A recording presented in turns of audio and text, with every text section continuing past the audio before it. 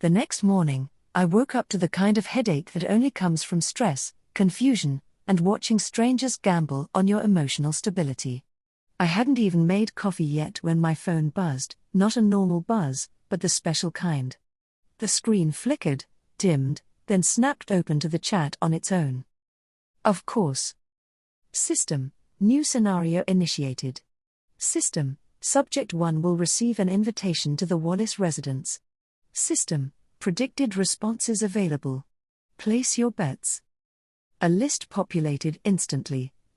Option 1, she'll agree to attend. Option 2, she'll refuse outright. Option 3, she'll ignore the invitation. Option 4, she'll only agree if subject 2 isn't there. Option 4, other. Then the observers descended like caffeinated pigeons. Observer A, she's not going. No way. Observer C, option 4. She wants to drive that fake sister out. Observer F, other. Always bet other. Observer D, she'll ignore it. She's done with them. And then, because there's always one idiot. Observer B, she'll send Ella instead. The chat froze. Then exploded. Observer F, Ro Ella lives there. Observer E, Observer B is banned. Observer H, how would that even work? Observer J, I'm crying. Everyone ended up betting other. Every single one.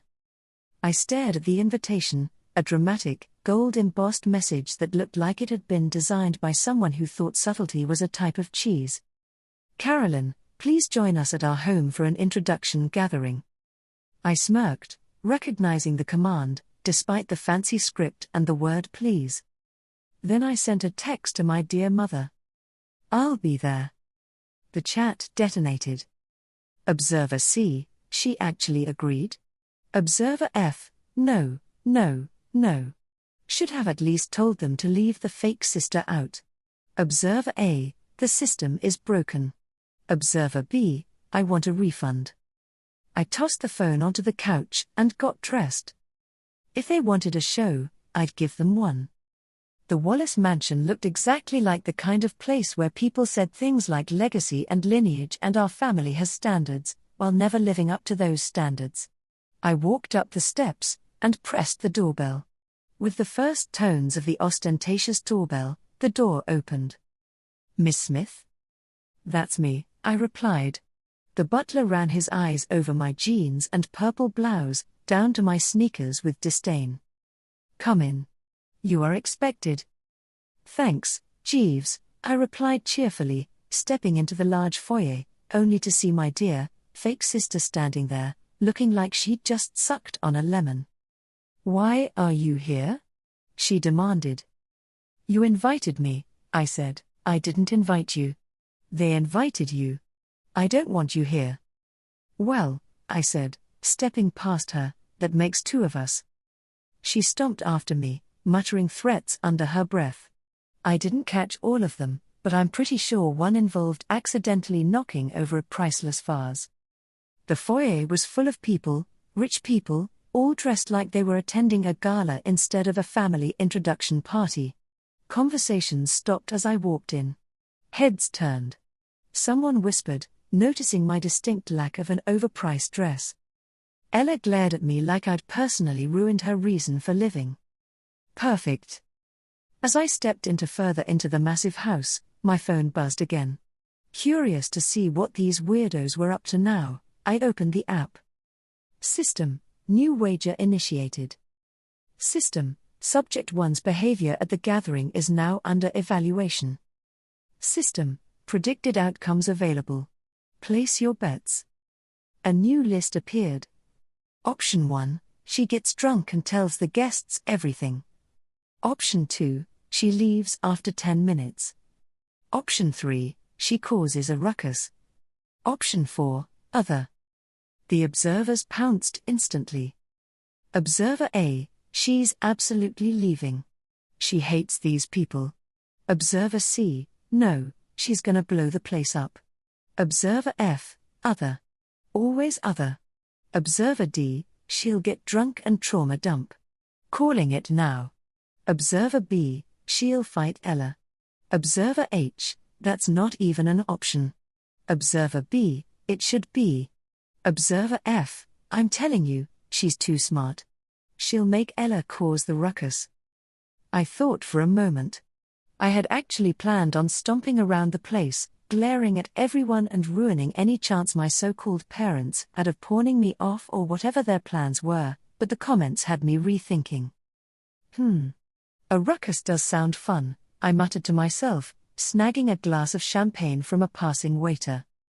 The phone blew up again, and I looked, unable to hide a smirk. Observer F, holy shit, she can see us. Observer B, did you just figure that out? Observer E, how? How does she have the app? Observer A, who knows, but that changes the game. System, why is subject 2 aware of this game? System, query denied. The chat went feral. Observer F, denied. Denied? She's literally holding the phone. Observer B, this is rigged. I swear it's rigged. Observer H, if she can see us, she can manipulate the outcomes. Observer D, good. I want chaos. Observer A, no, no, no. This ruins the integrity of the game. Observer C, integrity? We're all betting on what this crazy woman is going to do next. Observer F, it actually doesn't change anything, even if she knows. We can't read her mind. The scrolling text was giving me a headache, so I pocketed my phone. Carolyn. Diana shrieked, her voice sharp enough to make my teeth hurt. We're so delighted you accepted our invitation. Richard hovered behind her, smiling the way people smile when they're trying to hide the fact that they've already had 4 glasses of cheap scotch. Lovely to see you again, he said, which was hilarious because he'd barely looked at me the first time. I gave them a polite nod. Nice place. Very. Gilded. Ella. Dear, did we forget to mention this was a formal event? Diana asked with a smile as fake as her boobs. You must have, I shrugged. Besides, I don't have evening attire. Richard's jaw clenched as he studied my carefully selected outfit. Why doesn't Ella take you upstairs and make you presentable, he said with the tone that said he wouldn't accept refusal. I hate that tone. No thanks. Dad. I glanced at the girl who was a head shorter than me and about 20 pounds heavier. I don't think she'd have anything that would fit. Ella made a noise that sounded like a dying ferret. Diana saw the predictable tears enter Ella's eyes and immediately took her hand. Carolyn, there's no need to be insulting, she said crisply. I wasn't being insulting. Mom. Ella is a bit shorter than I am. What did you think I meant? Diana's eye twitched, but before she could reply, we were interrupted by a tall, older man in his 70s. He had a distinguished appearance, silver hair neatly trimmed, tuxedo immaculate, but the look in his eyes made me feel like I needed a shower. Diana, Richard, this is a splendid party. David, what good timing, Diana replied eagerly. David Prentice, this is our other daughter, Carolyn. My eyebrow lifted at the word other, but I merely met the old man's gaze. Mr. Prentice. We apologize for her dress, Richard said with an awkward laugh. We were going to have her change. There's no need, David replied, his predatory eyes running over me, making my skin crawl. I think she looks quite youthful and spirited. My palm literally itched to slap the old man's face, but I couldn't bring myself to hit an elderly man. Thanks, I'm sure, I replied coolly. Diana clasped her hands. Yes, well, everyone is waiting to meet you, dear. Of course they were. Nothing draws a crowd like a surprised daughter who shows up in jeans to a mansion party. I followed Diana into the main hall, where a string quartet was playing something that sounded expensive. People turned to look at me with the curiosity usually reserved for rare zoo animals. I could practically hear the observers frothing. I wanted to look, but I couldn't at that moment, feeling Ella's eyes boring into the back of my head. Predictably, Ella stepped up beside me. "I don't know what you think you're doing," she hissed in my ear, "but you're not taking anything from me." "I don't want anything from you," I said honestly. She blinked, thrown off. Then she recovered. "You're lying. And you're a psycho. Want to keep playing?" Before Ella could respond, someone tapped a glass for attention. Diana stepped forward, ready to make some kind of announcement. Ella scowled, and if this were a cartoon, smoke would be coming from her ears. "Ladies and gentlemen," Diana spoke loudly.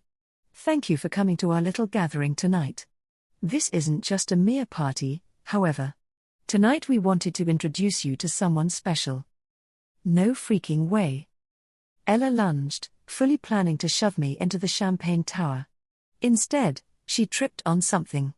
Maybe it was the expensive rug, her own feet, or the foot I had accidentally stuck out. Whatever caused it, the entire tower collapsed in a glittering, catastrophic waterfall of champagne and glass.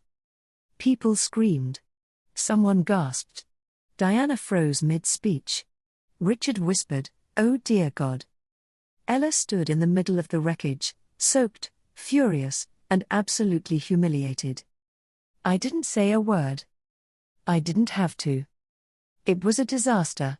A beautiful, glittering disaster. Ella finally snapped. She let out a shriek, an actual, primal, feral shriek, and kicked a chunk of broken champagne glass like it had personally offended her. Diana rushed forward, flapping her hands like a panicked flamingo. "Ella, sweetheart, calm down."